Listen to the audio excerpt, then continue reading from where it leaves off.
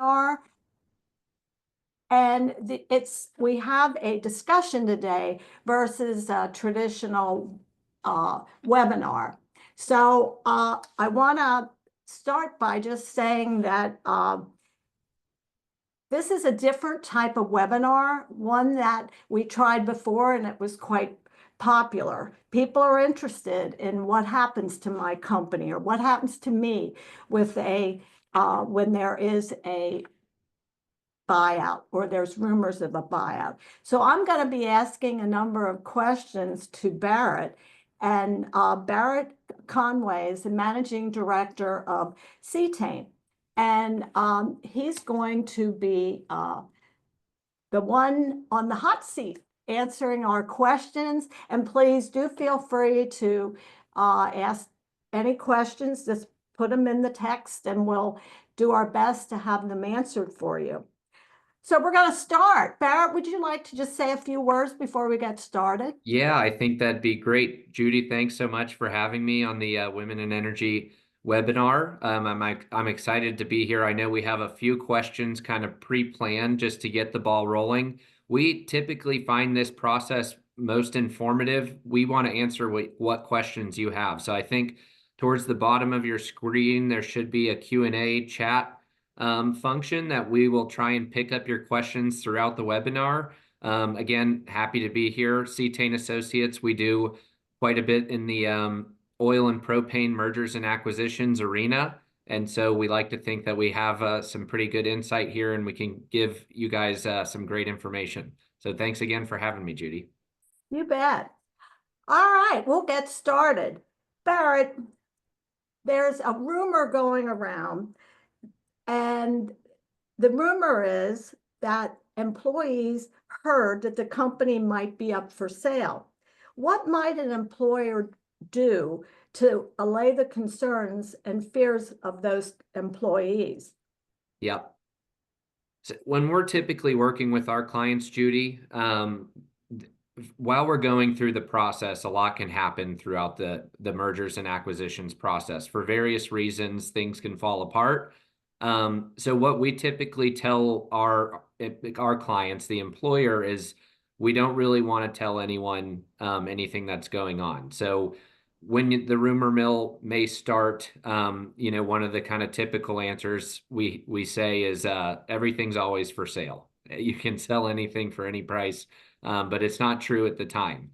I think for employees, what we see, and I've been through the experience a handful of times myself, is there's the fear of the unknown, and it's what is going to happen when you don't know who's actually acquiring the company and there's no game plan. And I think we're going to address a lot of these things later on, but it's really the fear of the unknown. Typically, what we see is there's really not that much changeover. That said, it can be scary when you're an employee. You don't know what's going to happen. And so we do typically say to the employers, do your best to kind of deflect until we really know that something's actually going to happen. I guess even with the managers of the company, obviously they too are hearing it. Is there anything that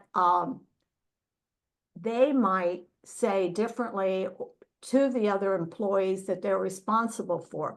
Or how might they act? Same way or different? Yeah, again, I think it's a case by case basis. You might have some managers that you've worked with for 30 plus years and they're an integral part of the business and you want them to have a great life moving forward. There's many cases that we'll work with managers throughout the whole process and they're in the know and they'll be a part of that selection party as well. I think, again, they would probably say, let's not tell everyone until something's really happening, but telling those key managers can be pretty key. You obviously want them to be a trusted ally and someone that you've really have a lot of history with, for lack of a better word. And I think letting them know can be very positive to the overall experience throughout the process. Great. All right. Now you, the employee, actually have learned the company's soul. what is the next step? How will I be impacted? And I'm going to throw a couple examples out to you because these are typical when a person is familiar with their benefit packages and so on and so forth. What happens if I currently have a loan against a 401k? What happens?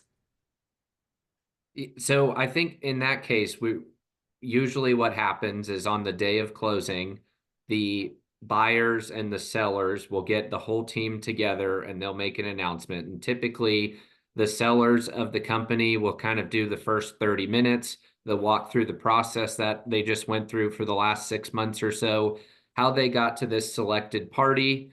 When working with Cetane, we actually do in-person buyer meetings where they might have gotten offers from 6 different companies. We might have met with 3 different companies.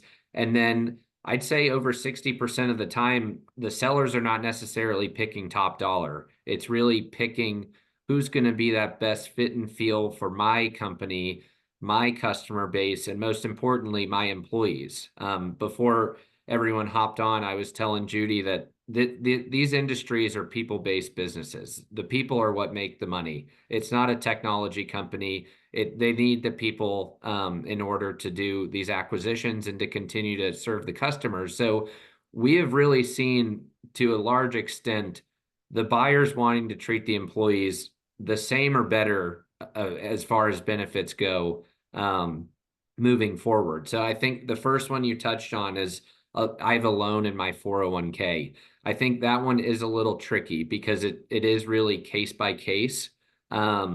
Depending on if you transfer your 401k over, if the plan transfers over, or if we're starting a new one, there'll be various kind of situations that happen with this 401k loan at the time of closing. So really, it's I know that's a bad answer, but it's very dependent on how every situation's going. I know that the buyers will not want to be beholden or make anyone kind of have more pain.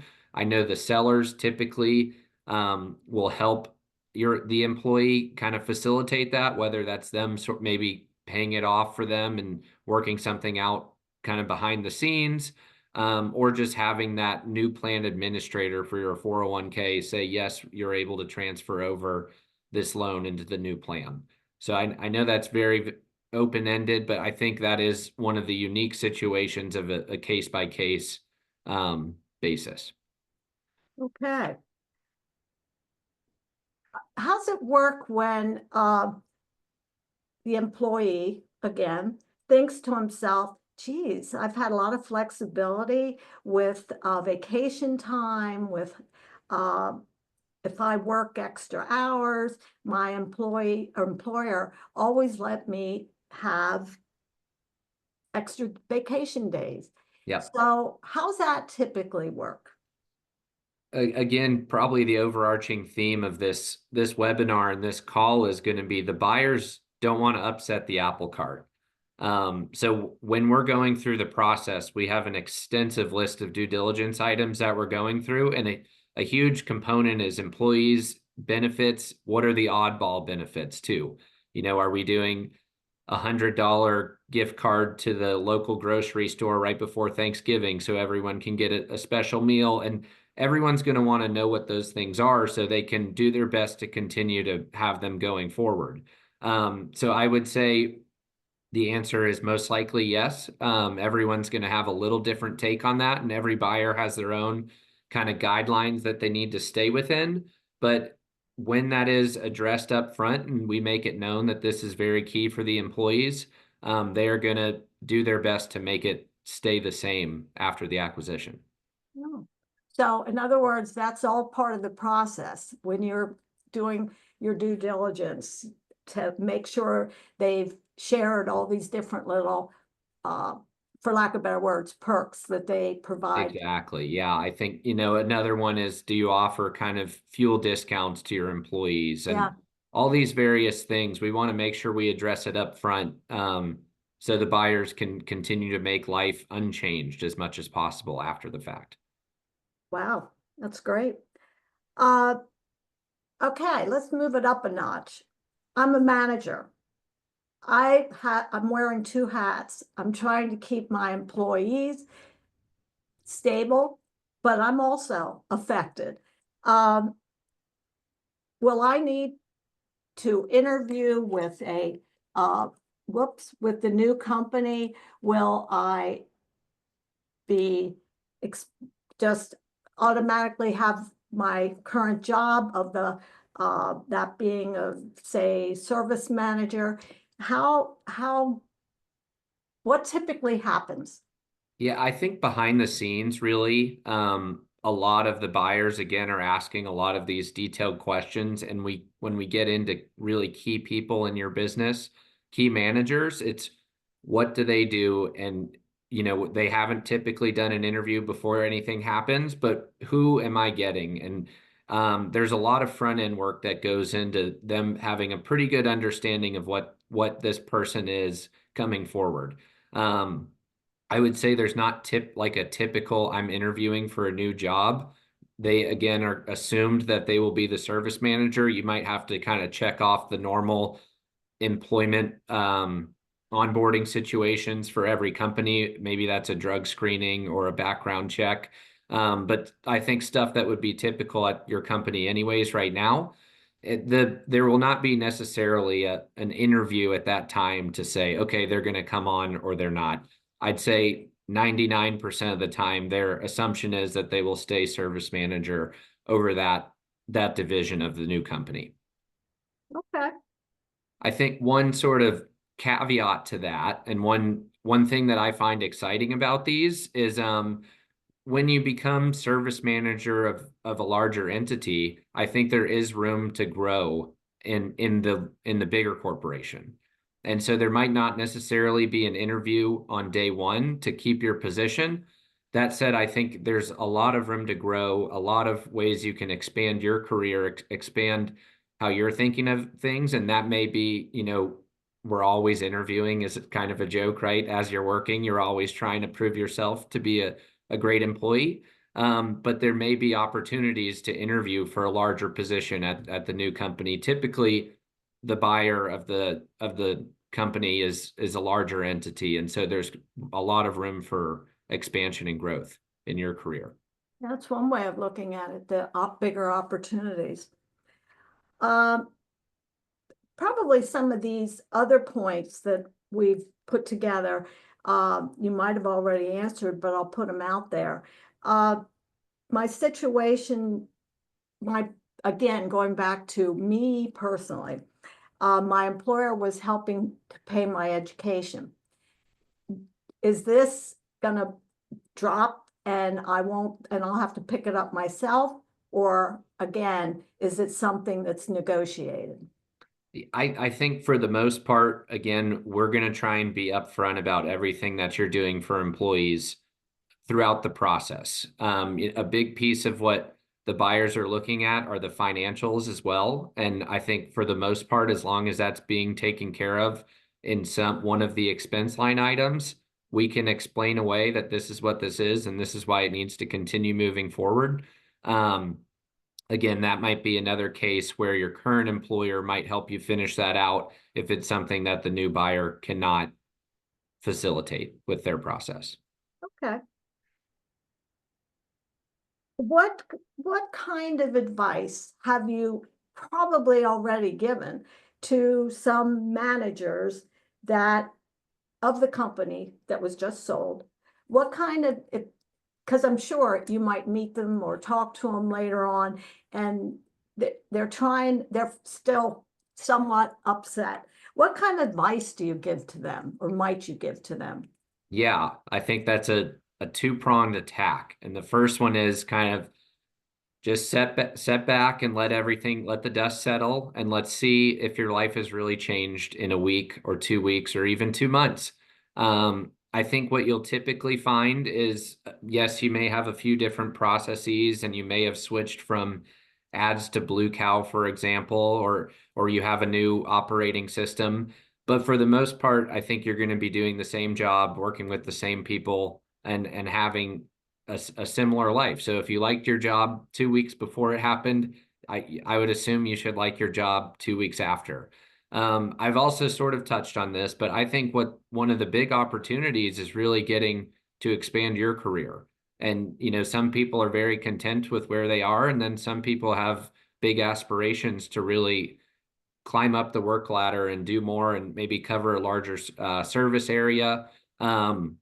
We've seen some really great stories of people that went through acquisitions that were even maybe a son or daughter of an owner and thought, what the heck, this was not part of my plan. And they've gone all the way up to be CEO of large publicly traded companies. So we've seen kind of everything in between. I think really my advice is make the most out of it.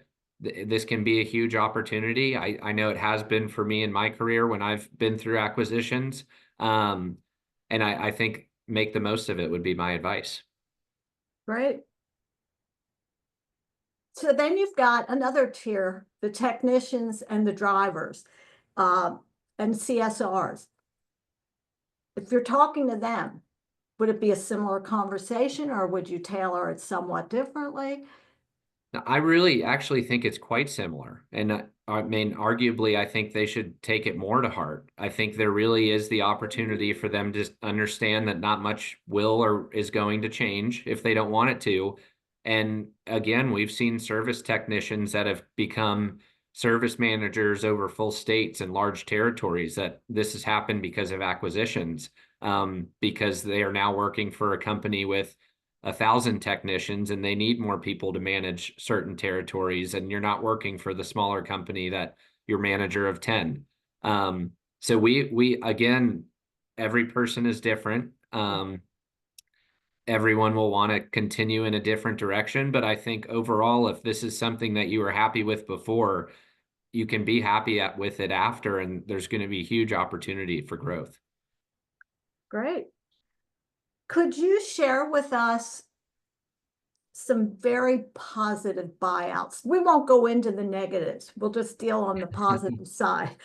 Just kidding, unless you feel there's something worth sharing. But could you share, not naming the companies, of course, but some really positive stories that you've heard?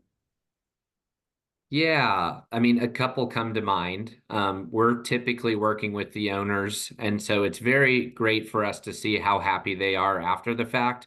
What has been really awesome in some cases, I'm thinking of one recently that they got um, a larger sum of money than they were anticipating. And what in that case, what they did is a stay bonus for their employees. So they wanted the buyer to have a good experience. They wanted their customers to continue having a good experience and really believe that the employees sticking around were a big piece of that. So I think there was two anniversaries at 12 months and maybe 18 months that if you were still there, you got an additional bonus that came from the sellers of the company. What was really positive about that, they had a great culture. I think the buying company had a really great culture and everyone was very cohesive. And so in that situation, it was just great to see. I want to say like 9 of the 10 folks stayed the whole time and ended up getting both of those bonuses. So that was a really positive situation that I think everyone was happy with how everything transpired. And it was nice that the employees got a little extra bonus for making everything work for the buyer and the seller as well. Another fun story, this is just interesting, is we'll see some of these larger companies have some really unique benefit programs. I'm thinking of one that has a full gym and kind of workout area and shower area that you can go after your day of working. And if you want to work out, you can do it there and get changed and do that there. And just a unique experience that I think before people were with this larger company, they did not have those opportunities. Again, kind of back to more benefits of the larger companies. There was one that they had a full education system that they were helping give certain trainings for, and called it their, ABC company school that again, they were a larger entity. I think they had over 300 employees. They can kind of pool their resources together to give opportunities like that. So I really like seeing what happens after the fact. I'm sure not everything is perfectly positive, but I do like to think that when people make the most of it, it can really be a great experience. Yeah, they're great stories. What other, what are some suggestions you can offer the new owner, for example, so there isn't a mass exodus? We Yep. kind of probably in general, we talked about it, but I think it's still worth mentioning again. I really think the overarching theme here is this is a people-based business. And if you are good with your people and you treat them well and you have a good company culture and don't mess with kind of what people really care about. It's my pay. Am I still going to get my vacation? Am I still going to get that extra childcare help? Or if I have to slip out on Tuesdays to pick up my daughter, whatever the certain situation is, don't mess with those little things. Try your best to continue to treat the employees as they were before. You'll see that tenured employees that have been there for 5, 10 years are usually pretty happy with their job. And so don't mess with that. Do your best to keep everything status quo. And in these certain areas that we highlighted a few of the positive stories that you can make it better, try and do your best to make it better. I know at Cetane, I want it to be a pretty open book. So we want to ask employees, what do you guys want, I guess, for a lack of better reason? And we'll even I want everyone to feel included. So when we're doing certain new marketing things, we'll pool the employees and have them do a survey monkey on which of the 4 things they like the best. And I think making people feel like they are a part of it is a huge piece. Giving people some ownership is a huge piece. And then really doing your best to continue things as status quo and where you can make them better is the key there. Great. That's all the questions that I have. Uh, do we have any other questions from the people that have joined us today? I don't have any yet, Judy, but hopefully anyone that's on the line, if you want to chat one in, we'd love to answer them.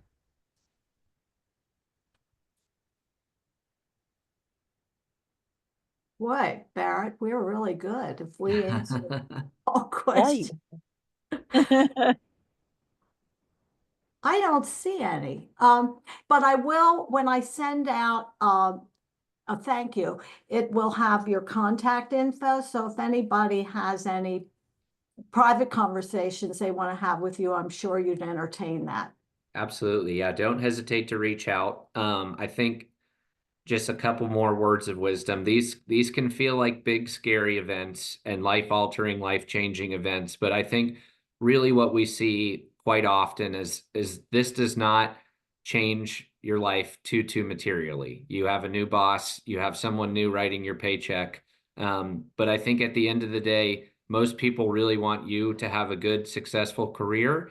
They acquired the business because they thought it was a very successful business and they want to continue that, or they would not have thought about acquiring the business. So I would say these feel like scary events. They feel like very big events, but to the best of your ability,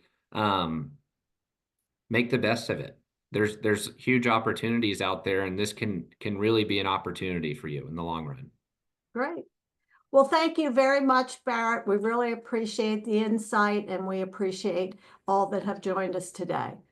Yes, thank you so much for having me. And then, yes, anytime you guys have any questions, don't hesitate to reach out.